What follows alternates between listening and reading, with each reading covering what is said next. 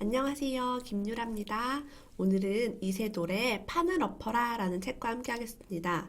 이세돌은 바둑 기사고요. 다 아시다시피 알파고, 구글에서 만든 AI와 겨뤄서 처음이자 마지막으로 이긴 선수입니다.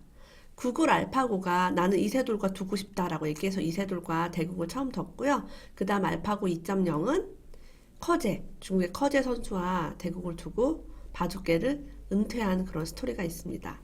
그 세계 최고의 선수 이세돌이 어떻게 어린 나이에 세계 최고가 되었는지 그런 모든 스토리를 담고 있고요. 자기계발서 같기도 하고 부모 교육서 같기도 한 그런 책이에요. 한번 판을 엎어라 읽어보겠습니다. 참고로 저는 이세돌 선수 너무 좋아해가지고 이렇게 사인을 받았어요. 보시나요? 네. 사인을 받았고 한 번 받고 한 번 또 받았어요. 사인을 두 번이나 받은 그런 소중한 책입니다. 정말 배울 점이 많아요. 그래서 승부사라든가 인생이라든가 그런 것을 좀 많이 엿볼 수가 있었어요. 한번 읽어보겠습니다. 누나 무릎에 앉아 반강제로 바둑 공부를 할 때면 아 싫어 싫어 하고 몸부림을 치기도 했다. 나중에는 작은 누나가 억지로 붙잡아 놓지 않아도 바둑을 배우던 형 누나들과 어울려서 바둑을 두기 시작했다. 부모님은 잠시도 가만히 있질 못하던 개구쟁이가 꿈쩍도 않고 세 판, 네 판 바둑을 두니 신기하기만 했다고 한다. 이렇게 아버지가 바둑을 두셨고요. 아버지가 형 누나도 다 바둑을 가르치셨어요. 자연스럽게 바둑을 하게 됐다는 이야기를 다루고 있습니다. 6살 때는 바둑의 기초를 배웠고 7살 때는 사활을 주로 배웠다. 고전 사활집을 풀 만큼 실력이 늘자 아버지는 바둑판 내 귀퉁이에 묘수풀이를 서너 개 놓고 밖에 나갔다. 그러고는 일을 하거나 책을 보다가 이쯤 되면 다 풀었겠지? 싶을 때 결과를 보러 왔다. 아직 다 풀지 못했다고 해서 야단을 친 적은 없었지만 틀리면 어김없이 불호령이 떨어졌다. 아버지는 빨리 푸는 것보다 정확하게 푸는 것이 더 중요하므로 수 읽기를 할 시간을 필요한 만큼 충분히 가지라고 했다. 바둑 덕분에 산수는 일찍 깨쳤고 6살 때는 이미 곱셈까지 했다. 바둑을 두려면 집 계산이 필수다. 집을 하나하나 세려면 시간이 너무 많이 걸리니 5, 10, 15 이런 식으로 계산하기 마련이다. 한글은 8살이 되어서야 겨우 깨쳤다. 여기에서 보면 바둑을 둬서 산수는 좀 일찍 했지만 한글은 늦었다라고 얘기를 하고 있어요. 그리고 아버지가 빨리 푸는 것보다 정확하게 푸는 게 중요하다라고 이야기를 했고요. 저희 아이도 초등학교에 들어가서 방과 후 바둑 교실에서 바둑을 배우다가 바둑을 좋아하게 됐는데요. 진짜 곱셈을 정말 빨리 하게 되더라고요. 왜냐면 집을 막 100 몇십 집을 세야 되니까 그 집을 세는 방법을 스스로가 3 곱하기 뭐, 4 곱하기 뭐, 5 곱하기 뭐 해서 곱하기와 더하기가 엄청 좋아졌어요. 빨리 해야 되니까. 되게 신기했어요. 무엇보다 바둑이 제일 좋았기 때문에 평범하지 않은 생활을 하는 것이 싫지 않았다. 그 무렵부터 나는 뭔가 다른 생활을 하고 있구나 하는 생각을 분명하게 하게 됐던 것 같다. 사실 그게 좋기도 했다. 내가 뭔가 특별한 존재인가 싶어 가끔은 어린 마음에 우쭐하기도 했다. 내가 서울에 올라갈 무렵에는 이미 프로와 세점 바둑을 둘 수 있는 실력이었고 대등하게 겨룰 수 있었다. 이렇게 초등학교 1학년 때 바둑 유학을 갔어요. 서울로. 8살 때. 사실 대회 출전할 때 지출한 돈은 다 빚이었다. 빚을 내서 대회 나갔다가 상금을 받으면 그 빚을 갚는 식이었다. 동네 사람들은 쓸데없이 돈 버린다며 혀를 끌끌 찼다고 한다. 재능이 있고 길이 보인다고 생각하면 무슨 수를 써서라도 뒷바라지를 하겠다는 아버지의 굳은 의지가 없었다면 내 바둑은 비금도에서 일찌감치 좋은 취미쯤으로 끝이 났을 것이다. 자식들이 커갈수록 우리 집 땅은 더 작아졌지만 아버지는 자식들의 꿈을 경제 형편 때문에 좌절시키지 않으셨고 힘들다는 내색도 절대 하지 않았다. 진짜 대단하시죠? 이 아버지가 큰 형도 프로 기사를 만들었고 이세돌도 프로 바둑 기사를 만들었어요. 그리고 제가 알기로 누나는 이화여대를 갔거든요. 이화여대를 간 이유가 이 책 중간에 나오는데 이세돌이 이제 동생이 그 타지에 혼자 있는 게 너무너무 보고 싶고 그래서 꼭 서울로 대학을 가야겠다 마음 먹어서 공부를 열심히 해서 이화여대를 갔대요. 그래서 누나들이랑 같이 살았던 그런 이야기가 나와요. 너무 행복했다고. 형제애도 아주 끈끈합니다. 가족과 떨어져 객지 생활하는 13살 꼬마가 자기 관리를 철저하게 한다는 것도 어쩌면 어불성설인지 모르겠다. 프로가 되기 전보다 프로가 된 후에 더 열심히 공부해야 했지만 나는 바뀐 지위와 환경에 쉽게 적응하지 못했다.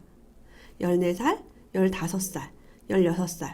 나의 10대 중반은 그렇게 정체된 채 흘러갔다. 지금 생각하면 너무나 아쉽고 후회가 되는 시기다.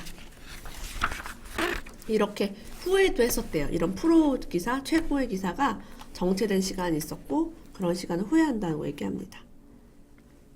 그리고 이세돌 선수가 목소리가 조금 특이하죠. 힘이 없고 얇은 목소리를 내고 있어요. 그 이유가 또 여기에 나와요. 시합도 계속 해야 했으니 중압감도 컸다. 거의 실어증 수준으로 일주일 정도는 아예 말을 하지 못할 정도였다. 시간이 지나면서 다시 말문도 트이고 차차 상태가 나아지긴 했지만 완전히 정상으로 돌아오지는 못했다. 그때 이후로 말을 하기가 힘들어졌다. 지금도 말을 많이 하다 보면 힘에 부치는 느낌이 든다. 실어증이었던 적이 있대요. 극심한 스트레스로 인해서. 꼭 학교 공부가 아니더라도 바둑 말고 한 가지쯤 취미를 가졌다면 어땠을까 하는 아쉬움이 들기도 한다. 요즘은 중국을 비롯해서 해외에 나갈 일이 종종 있다 보니 말이 안 통하는 데서 오는 어려움이 크다. 바둑도 학업도 어영부영 하던 시절에 외국어라도 취미를 붙여서 공부를 했으면 많이 도움됐을 텐데 싶기도 하고, 외국어가 아니더라도 다른 분야를 공부했더라면 바둑을 더 안정적으로 두는데 도움이 됐을 것 같다. 자, 세계 최고의 선수가 후회하는 게 있어요. 공부를 안 한 거는 괜찮은데 외국어라도 좀 하나 했으면 하는 게 아쉽다고 이야기를 합니다. 외국어가 아니더라도 다른 공부라도 했으면 어땠을까라는 이야기를 하고 있어요. 바둑을 둘 때는 언제든 최선을 다했었다. 하지만 반드시 이겨야겠다는 도끼는 부족했었다. 아버지가 돌아가시고 나니 그제야 도끼가 생겼다. 내가 왜 그랬을까? 아버지 살아계실 때 잘 좀 했으면 좋았을걸. 후회와 죄송스러움이 뒤섞여 승부욕과 도끼로 뿜어져 나온 것 같다. 내가 아버지에게 물려받은 기질 가운데는 낙천성도 있었다. 아버지는 농사일에 자식들 뒷바라지까지 하느라 힘들었지만 낙천적인 마음을 잃지 않았고 하소연 한 번 한 적 없었다. 가지고 있던 땅을 내다 팔고 빚까지 져야 했으면서도 자식들을 믿고 원하는 공부를 할 수 있도록 지원했다. 내가 서울로 올라가서 바둑 공부를 시작할 때 아버지는 두고 보라고 우리 막둥이가 이창호보다 더 성공할 거니까 하고 큰 소리를 쳤다. 뭘 믿고 그렇게 주위 사람들에게 큰 소리를 쳤는지 모르겠다. 보세요. 말하는 대로 다 되죠. 이 부모가 아이를 믿어주면 아이는 잘 자란다고 했어요. 근데 정말 믿어줬고 빚을 내서 공부를 해도 전혀 불안한 마음이 없었죠. 근데 이 아버지의 마음이 그대로 이세돌 선수한테 간 거예요. 그리고 말하는 대로 다 되잖아요. 우리 막둥이가 이창호보다 더 성공할 거니까. 진짜 더 성공했어요. 그래서 낙천성, 긍정적으로 바라보고 아이를 믿어주는 게 얼마나 중요한지를 또 한 번 깨닫습니다. 큰 실수를 했다고 자꾸만 자책하고 포기하지 말고 끝까지 최선을 다하면 내게도 역전의 기회가 올 수 있다고 낙천적으로 생각하면 실제로 역전할 수 있다. 성적이 잘 안 나오는 시기에도 그렇다. 한 해에 세계 기전 타이틀 2개를 석권하고 나니 세상 무서운 게 없어졌다. 내가 최고다. 라는 자만심이 슬슬 고개를 들기 시작했다. 그리고 자만심은 바둑을 엉망으로 만들었다. 2003년에 바둑 상태가 급속도로 나빠진 것이다. 바로 자만심 때문이었다. 자기가 자만심이 생기니까 바둑이 엉망이 됐다고 말씀하고 있어요. 그죠? 자만심을 항상 경계해야 된다.